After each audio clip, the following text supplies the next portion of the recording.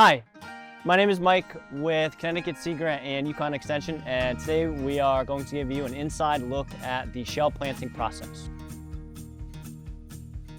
So to better understand the importance of it, we really have to look at the natural life cycle of oysters. In the wild, when these animals spawn, you get external fertilization in the water column, and the larvae will swim around for a few weeks. Some of the things that these larvae do seek out are other oyster and clam shells, because if they are present in a natural environment, that's a good indication for the baby oyster or the larvae that it might be a nice, suitable place for it to attach. Quite a long time ago, oyster farmers learned a very valuable lesson that they can actually help this process by taking spent and used oyster, clam shell, and other bivalve and mollusk shells and plant them on their leases in order to give juvenile oysters a place to set, thereby increasing the amount of crop that they have, and in the process of doing so, become almost a self-sustaining process.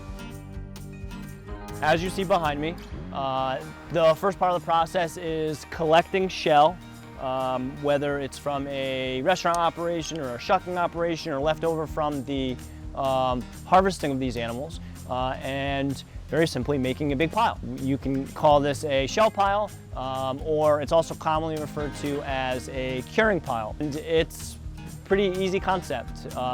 The shells are piled up and allowed to sit for usually around 6 to 12 months, where any organic material is allowed to decay and the shells are allowed to kind of get cleaned by the rain and really what we call go through the curing process.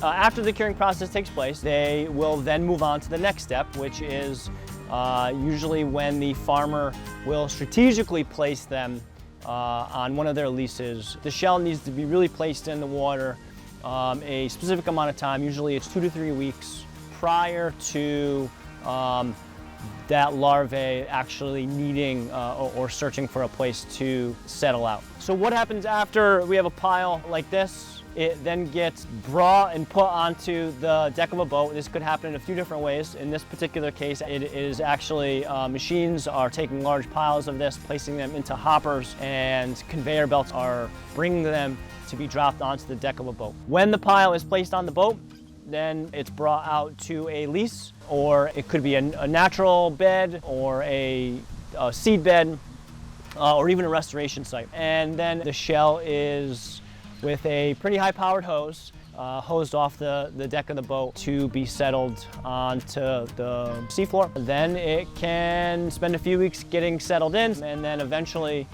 it will be able to attract juvenile oysters to set out and spawn, so those animals can continue their life cycle. And with that, thank you for joining us, and I hope that you were able to learn a little bit about the shell planting process and how important it is to the world of oyster farming and shellfish aquaculture.